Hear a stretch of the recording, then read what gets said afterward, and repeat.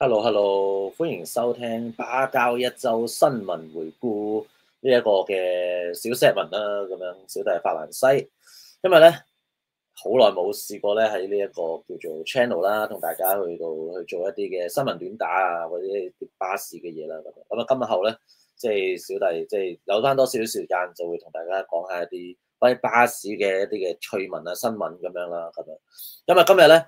會講第一單嘅一個新聞咧，呢個禮拜啊，即係前兩日啦。其實呢一個叫做巴士嘅站牌咧，城巴就已經係推行咗成年幾㗎啦。呢一個叫新嘅站牌，唔知大家平時坐喺巴士嘅你有冇去開，即係見到城巴嗰啲叫做巴士站牌，你有咩感覺咧？咁樣。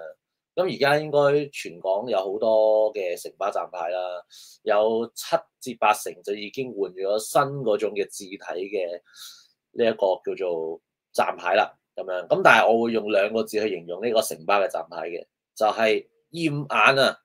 點解厭眼咧？因為佢個字體，哇，真係犀利咯！真係你係睇唔鬼到嘅。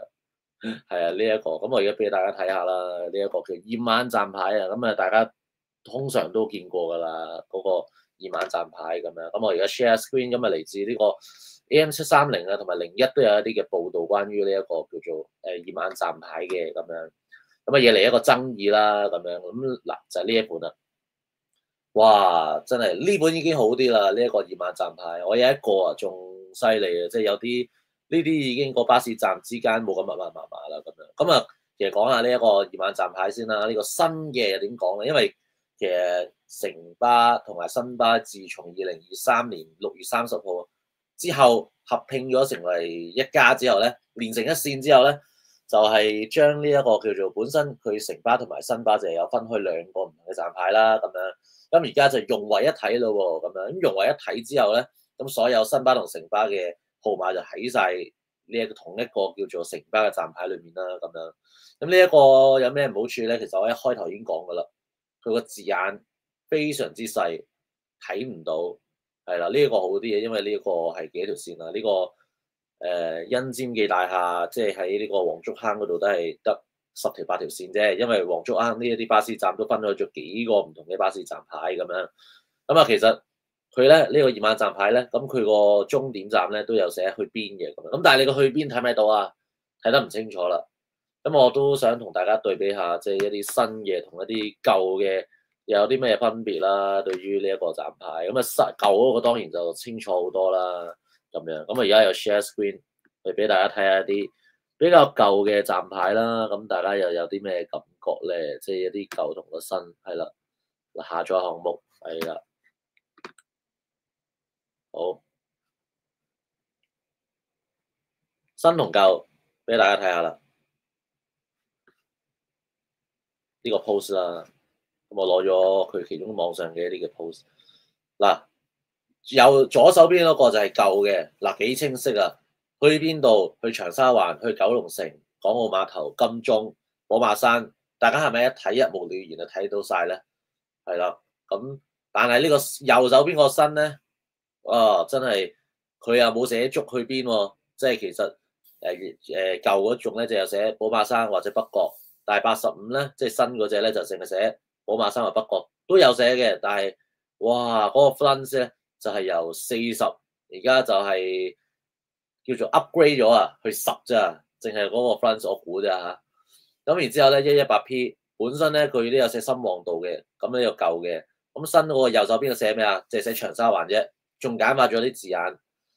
咁啊788，咁啊左手邊咧寫往港澳碼頭，右手邊咧淨係寫往中環，咁啊簡化咗咯喎。咁啲人去究竟去中環邊度啊？淨係寫中環，咁你左手邊仲更加詳細添，往港澳碼頭咁樣。咁點解咧？你睇下，你見到開唔開胃啊？即係舊嗰個係大塊啲，咁樣可能會寫少咗啲線咁樣，即係只可以容納到嘅線唔係好多咁樣。咁但係新嗰個佢可能可以一塊牌做晒好多唔同嘅線，因為都體諒嘅 respect 嘅，因為佢而家新城合併啊嘛，變咗好多線就唔係分咗做新巴同城巴嘅兩邊嘅站牌啦咁樣 respect 嘅。咁但係係咪真係咁細咧？咁細唔緊要啊！但係你貨到啲老人家啊，或者不明，即係叫做一啲可能係視力冇咁好啊嘅一啲人士嚟講，就比較差咯。即係對於佢哋嚟講點睇啊？咁就可能會引起好多唔同嘅爭拗啦。上錯車會有啦，然之後會有好多唔同嘅事情去發生啦。即係係啦，即係唔知係咪買副叫做嗰啲老花鏡啊，仲要 zoom 埋去睇咁樣，或者用手機 zoom 到最大先睇到咧咁樣。咁咪不便一啲叫老人家啦，老人家你啲視力都可能未必會咁好啦。你唔好話老人家啦，後生仔，如果你係深近視或者淺近視嘅話，深近視啊，尤其深近視死梗，一定睇唔到。咁所以我就第一下已經覺得，哇！真係好唔開胃喎，城巴啊，哇！本身咧就淨係得巴士迷或者係可能少部分人出聲啦，而家失明人士協會真係終於出聲啦。咁啊前兩日嘅啫呢一個，咁啊惹嚟爭議啦呢一個，咁基本上咧近日咧呢個 Threads 啊，有網民就發起投票，就話93%就係咧就屬意係舊款站牌，7% 就支持新站牌。咁但係咧呢個 post 咧就引嚟呢個城巴嘅 Threads 嘅官方帳號小編就現身啦，就留言啦，就話每個人考慮嘅觀點都唔同啦。由設計到審批，到最後嘅出嚟嘅結果，肯定經過多層考慮。一個設計亦都唔可能咧係滿足晒所有人嘅，咁嘅改變唔到，與其執着好定唔好，不如慢慢適應新嘅事物咯。咁樣唔係唔可以適應新事物。有個設計係咪靚？我覺得係靚過以前，即係有啲 design 嘅表喺裏面，好似我都唔識講，因為我都唔係一個 design 嘅人啦。咁樣咁，但係係好睇咗。咁但係你啲字眼可唔可以大翻多少少咧？慢慢適應唔係唔得。咁但係你現實中都有好多唔少嘅呢啲視障人士都要坐巴士㗎。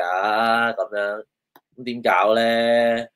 對呢一個叫做視能人士係造成不便啊嘛，咁樣咁，但係城巴就迴避呢個答案啦，就冇任何嘅積極回應啦，咁樣咁所以就係感到不解喎。其實呢一個搭巴士係市民嘅權利嚟噶嘛，你係有權做好啲噶嘛，咁點解會搞到咁咧？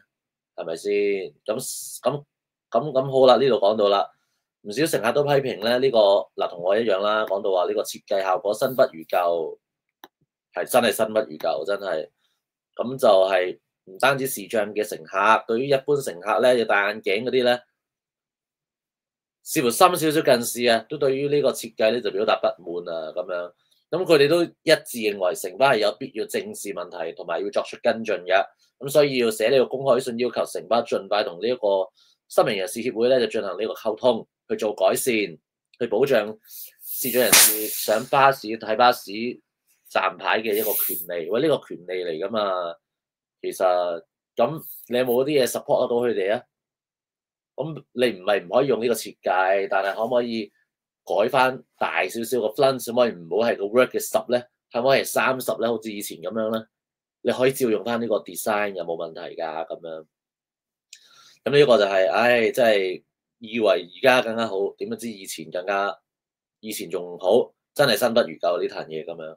咁所以就係真係要清晰嗱，所以咧就係城巴回覆 AM730嘅查詢嘅時候，你就話隨住專營權順利合併，舊年起陸續更新各項嘅顧客資訊設備，為到所有乘車嘅人士提供清晰、簡潔同埋資訊性嘅路線資料，同時針對路線方向等多項嘅關鍵資訊作出整合同埋優化，保持鮮明品牌嘅形象，係啦。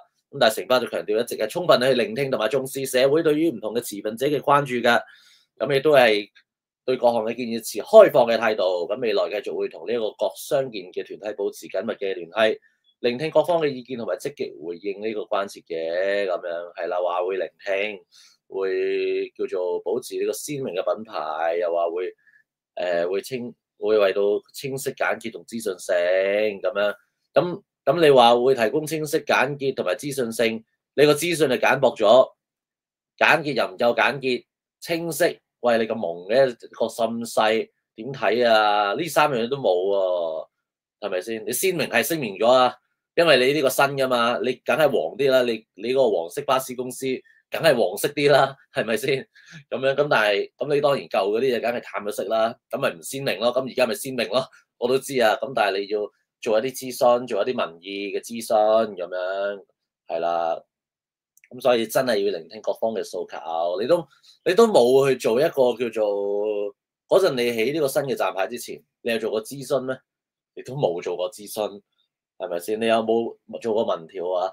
真係全香港市民係咪舊款好啲啊，定係新款好啲啊？都冇做過，佢一推就推噶啦，係咪先？唉，咁所以就係嗱，佢就話咧，就係咧已經咧做咗啲乜嘢咧？城巴新購置巴士設置呢個雙輪椅停泊位，啊多謝你啊！更加喺去年咧推出咧專係為到傷健人士度身訂造嘅應用程式城巴易，係啦，咁啊嗰個叫做 App 就係叫做簡潔啲嘅 Light 版咁樣，咁啊呢個 Light 版係簡潔啲嘅，係啦，又唔好話晒佢咁樣，咁會結合呢個科技啦，就讓到傷健人士喺等車乘車方面啦，可以同呢個能夠喺呢個傳統巴士資訊顧客以外提供呢個更佳嘅出行嘅體驗啦，咁樣係啦，唉，其實唔好話城巴、九巴都係啦，其實柏麗購物大道嗰啲，雖然佢好似冇乜好大改，但係我覺得柏麗購物大道嗰個巴士站咧，真係一成唔知幾多啊，1成10咁樣嘅嗰啲巴士線咧，哇睇到你咧都唔係淨係一間巴士公司，其實你要顧及各方香港人。究竟創造呢一個站牌嘅人 ，design 呢個站牌嘅人，你自己睇唔睇到先？